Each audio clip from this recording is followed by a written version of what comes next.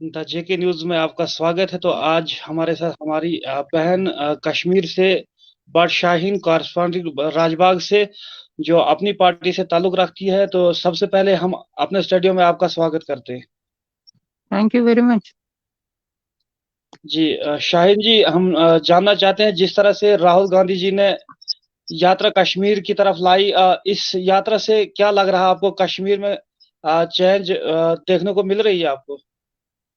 वो तो राहुल जी ही बताएंगे कितनी चेंज आएगी, हम क्या बता सकते हैं। वो तो कुछ प्रपोजल लेके आए होंगे ना।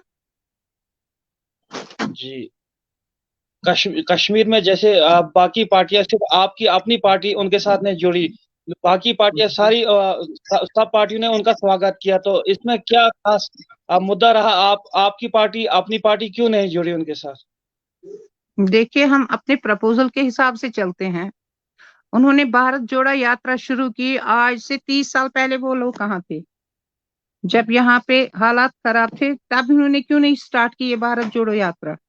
और आज यहाँ पे हालात ठीक है, यहाँ पे अमन है, शांति है, किलिंग नहीं होती है, किसी स्टूडेंट पेल्टर को पकड़ते नहीं है। आज की डेट में यहाँ पे कोई भी मिनिस्टर आ सकता है। तो हम इसके साथ बिल्कुल भी नहीं है, क्योंकि हमने 30 साल सफर किया है, 30 सालों में हमें कोई देखने नहीं आया है। आज राहुल जी खुद रूलिंग पार्टी में नहीं है, इसलिए वो कश्मीर से भीख मांगने आए हैं, कश्मीर के लोगों से भीख मांगने आए हैं।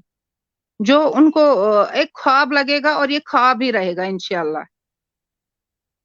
मैडम जी, जिस तरह से कांग्रेस के अध्यक्ष विकार रसूल बार बार मीडिया के सामने ये कहते हैं कि अपनी पार्टी, डीएपी और सुजात गनी लोन साहब, ये तीन बीजेपी की तीन एबीसी पार्टियां हैं, ये तीन पार्टियां हमारे साथ नहीं जुड़ी, बाकी जितनी भी कश्मीर की पार्टियां हैं हमारे साथ इस्तकबाल में खड़ी रही।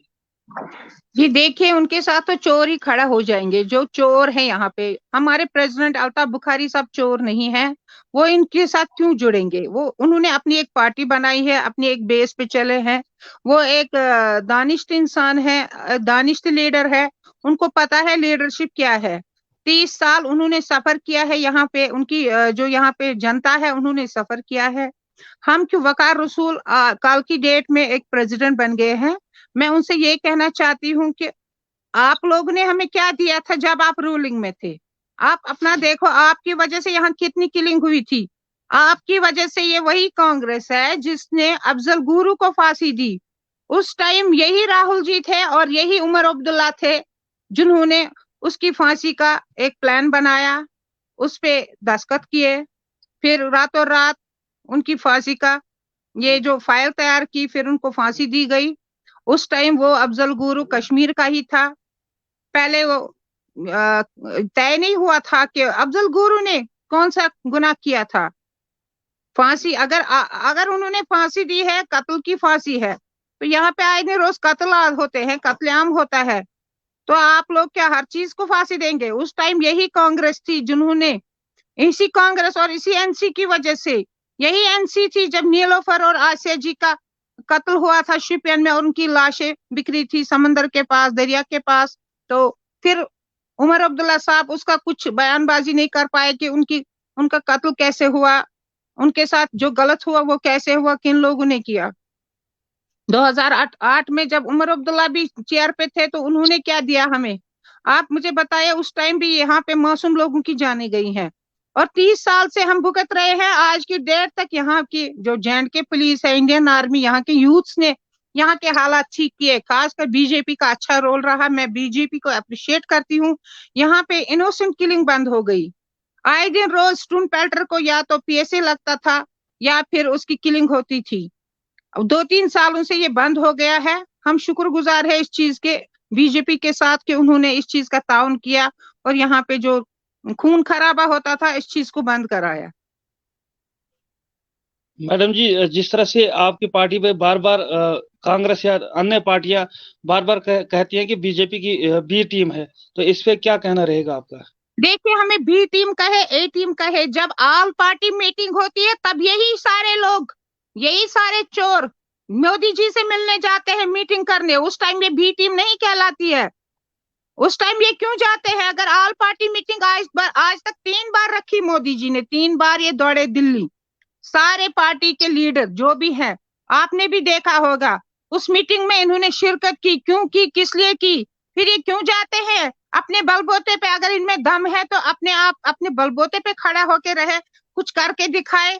अब हमें ये बोलेंगे, देखिए सेंटर से हर किसी को जुड़ना है, कल कांग्रेस जुड़ेगी, कल कोई और जुड़ेगी, तो हमें उनके साथ जुड़ना है। कल किसी और तंजीम की, मे भी केजरीवाल आएगा पीएम की जगह, पीएम मोदी की जगह, तो उनको तो जुड़ना है ना सेंटर के साथ, और हर एक पार्टी को जुड़ना है। इसका ये मतलब नहीं कि हम बी टीम है, हमने इग्नोर किया भारत जोड़ो यात्रा को। इसका मतलब ये नहीं कि हम बीजेपी है। हाँ, बीजेपी सरकार के साथ मुद्दे उठते हैं, उनके साथ मीटिंगें होती है, ये बात अलग है। हमने कोई बीजेपी का, ये बी टीम कहे या ए टीम कहे, लेकिन हम हैं अपनी पार्टी के साथ। और हमारा लीडर जो हमारा प्रेसिडेंट साहब है वो है अल्ताफ बुखारी। उनकी अपनी सोच है, उनकी अपनी एक पॉलिसी है जो वो आगे से चल के दिखाएंगे। मैडम जी, एक लोगों से जुड़ा हुआ सवाल है। जिस तरह से लोग कह रहे हैं कि पीडीपी ने बीजेपी को जन्म दिया, कश्मीर में लाने के लिए पीडीपी का एक बहुत बड़ा अहम रोल रहा है। अल्ताफ बुखारी भी पीडीपी का एक हिस्सा थे, एक मिनिस्टर थे, तो उस टाइम उन्होंने रिजाइन क्यों नहीं किया? देखिए उस टाइम वो एमएलए थे, और उस टाइम यहाँ पे हमारी सीएम महबूबा मुफ्ती जी थी, जिन्होंने उनके साथ हाथ से हाथ मिलाया। अगर घर का बड़ा ही हाथ मिलाए, घर का बड़ा ही ये सोचे कि मुझे कहाँ जाना है, तो वो दूसरे लोगों को क्या जवाब देगा? दूसरे लोग तो मजबूर हो जाते हैं ना उसके साथ चलने के लिए। उन्होंने सोचा उस टाइम कि शायद हालात ठीक रहेंगे, शायद बीजेपी के साथ कोई फायदा आएगा हमारी आवाम को, लेकिन महबूबा जी ने उसका गलत इस्तेमाल किया, जिसकी वजह से हमारे प्रेसिडेंट अल्ताफ बुखारी साहब ने डिनाई किया उनके साथ रहने के लिए, जिन्होंने उनकी पार्टी को छोड़ा।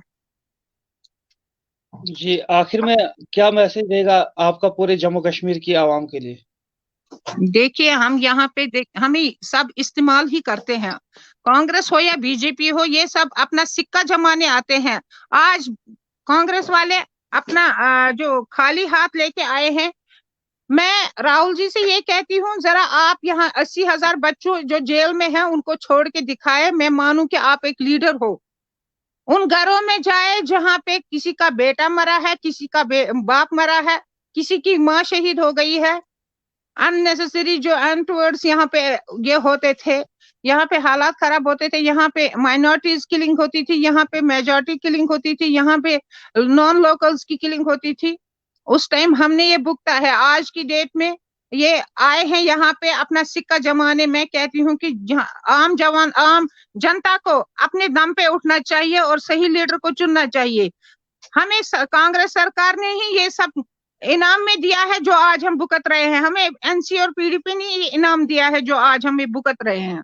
और अब ये आए हैं भीख मांगने, क्योंकि आज की डेट पे ये कुर्सी पे नहीं है, जिसको लोग एक्सेप्ट नहीं करेंगे।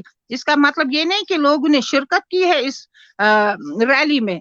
इसका मतलब ये नहीं कि अब ये जीत गए और लोगों को अपना इंसाफ मिल गया। लोगों को इंसाफ मिलना चाहिए, लोगों के दिलों में झांकना है, उनकी जरूरतों को पूरा करना। क्या राहुल जी कर सकते हैं ये चीजें जो यहाँ पे लोग भुगत रहे हैं? क्या राहुल जी उसको हल कर सकते हैं?